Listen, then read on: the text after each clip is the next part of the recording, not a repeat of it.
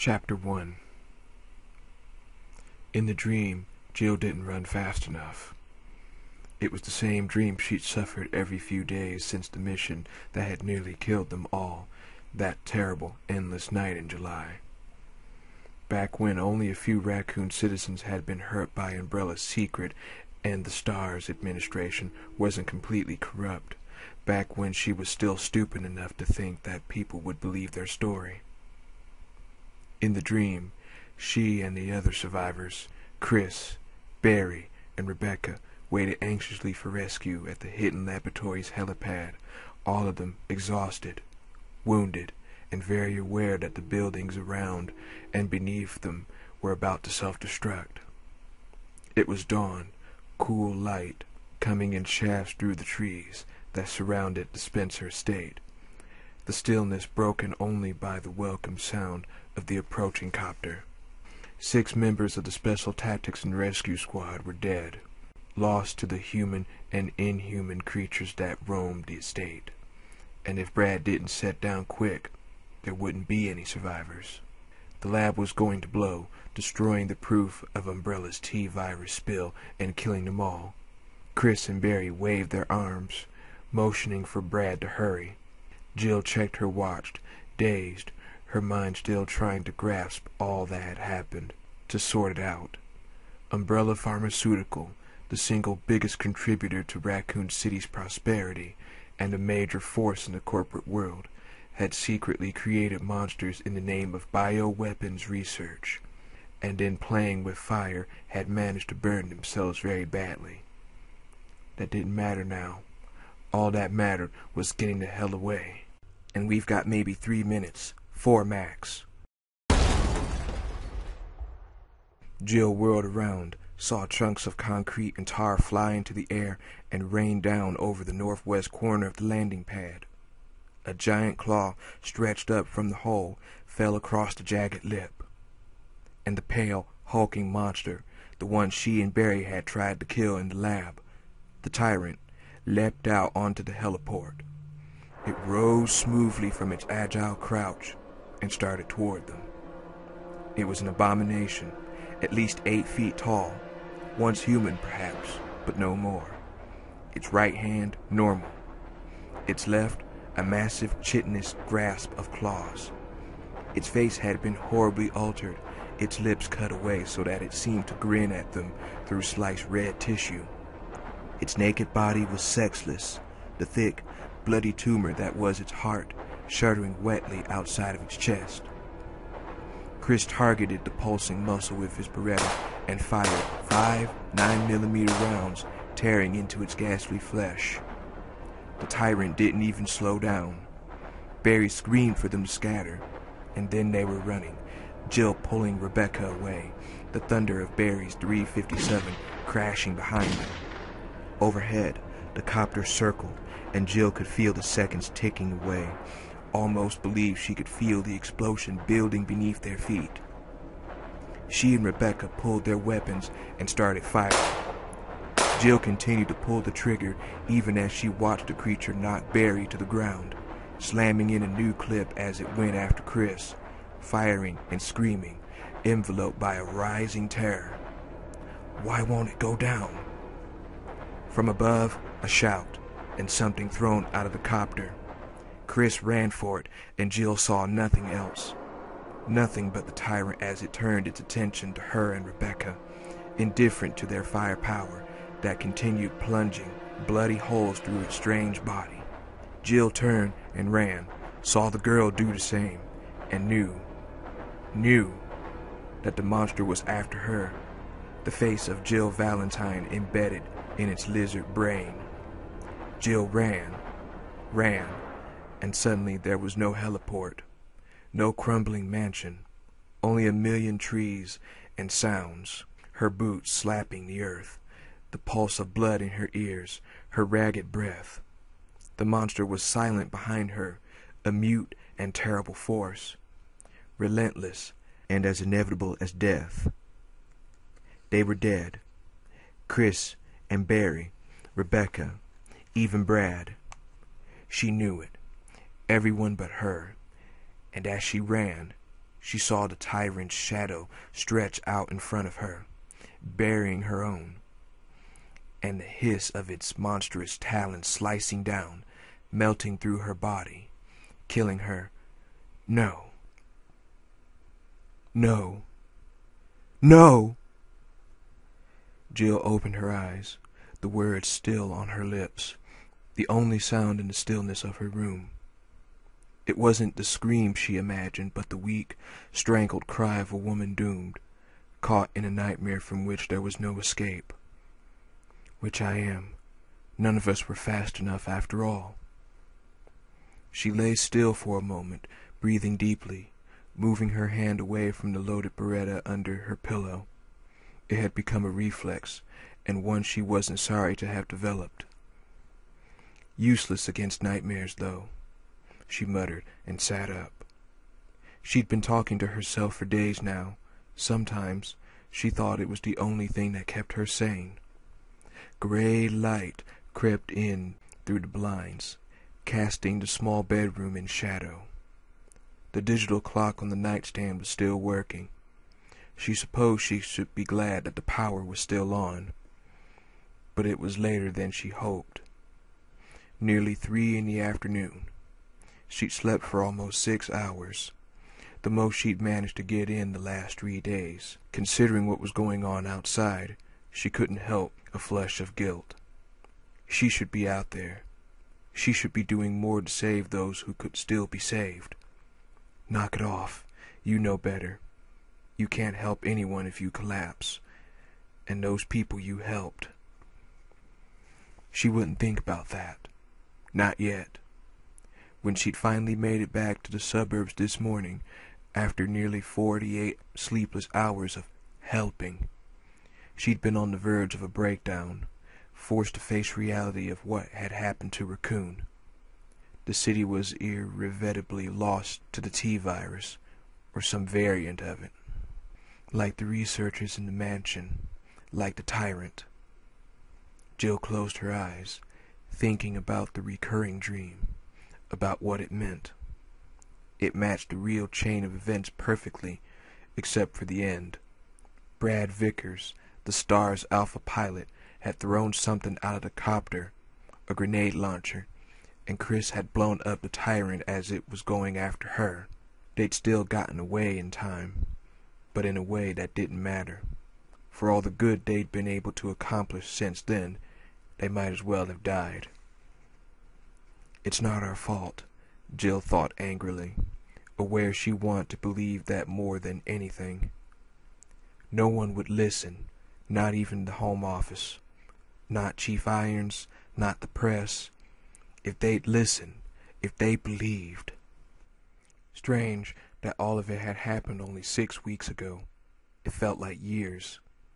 The city officials and the local papers had enjoyed a field day with the Star's reputation. 6 dead, the rest babbling fantastic stories about a secret laboratory, about monsters and zombies and an umbrella conspiracy. They had been suspended and ridiculed, but worst of all, nothing had been done to prevent the spread of the virus. She and the others had only been able to hope that the destruction of the spill site had put an end to the immediate danger. In the weeks following, so much had happened. They'd uncovered the truth about the Stars. That umbrella, technically White Umbrella, the division in charge of bioweapons research, was either bribing or blackmailing key members nationally in order to continue their research unimpeded. They'd learned that several of Raccoon City's council members were on the Umbrella payroll, and that Umbrella probably had more than one research facility experimenting with man-made diseases. Their search for information about Trent, the stranger who contacted her before the disastrous mission as a friend to the Stars, had turned up nothing. But they'd come up with some extremely interesting background stuff on Chief Irons. It had seemed that the chief had been in hot water at one point about a possible rape, and that Umbrella knew about it and had helped him get his position anyway. Perhaps most difficult of all, their team had been forced to split up, to make hard decisions about what needed to be done and about their own responsibilities to the truth. Jill smiled faintly. The one thing she could feel good about in all of this was at least her friends had made it out. Rebecca Chambers had joined up with another small group of STARS dissidents who were checking out rumors of other Umbrella laboratories. Brad Vickers, true to his cowardly nature, had skipped town to avoid Umbrella's wrath. Chris Redfield was already in Europe, scoping out the company's headquarters and waiting for Barry Burton and Rebecca's team to join him. And for Jill, who was going to wrap up her investigation on Umbrella's local offices before hooking up with the others. Except 5 days ago, something terrible had happened in Raccoon.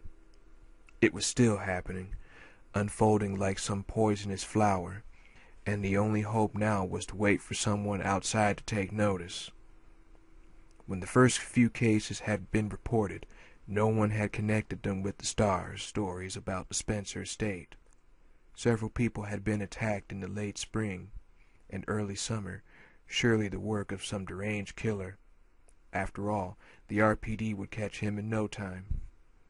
It wasn't until the Raccoon Police Department had put up roadblocks on Umbrella orders 3 days earlier that people had started paying attention.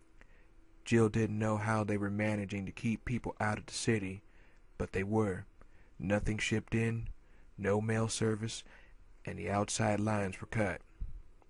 Citizens were trying to leave town were turned back, told nothing about why. It all seemed so surreal now, those first hours after Jill had found out about the attacks, about the blockades. She'd gone to the RPD building to see Chief Irons, but he had refused to talk to her. Jill had known that some of the cops would listen, that not everyone was as blind or corrupt as Irons. But even with the bizarre nature of the assaults they'd witnessed, they hadn't been ready to accept the truth. And who could blame them? Listen up, officers. Umbrella, the company that's responsible for building up our fair city, has been experimenting with a designer virus in their own backyard. They've been breeding and growing unnatural creatures in secret laboratories, then injecting them with something that makes them incredibly strong and extremely violent. When humans are exposed to this stuff, they become zombies, for lack of a better term. Flesh-eating, mindless, decaying, on-the-hoof zombies who feel no pain and try to eat other people. They're not really dead, but they're pretty close. So let's work together, okay? Let's go out there and start mowing down unarmed citizens in the streets, your friends and neighbors, because if we don't, you could be next. Sitting on the edge of her bed, Jill sighed. She'd been a little more tactful, but no matter how well worded, it was still an insane story. Of course they hadn't believed her, not then, not in the light of day, and in the safety of their uniforms. It hadn't been until after dark, when the screaming had begun. That had been the 25th of September, and today was the 28th, and the police were almost certainly all dead. She'd last heard gunshots yesterday? Last night? It could have been the rioters, she supposed, but it didn't matter anymore. Raccoon was dead, except for the brain-dead virus carriers that roamed the streets looking for a meal. Between no sleep and a near-constant pump of adrenaline, the days had blurred together for her. After the police force had been destroyed, Jill had spent her time looking for survivors, endless hours ducking down alleys, knocking on doors, combing buildings for those who'd managed to hide.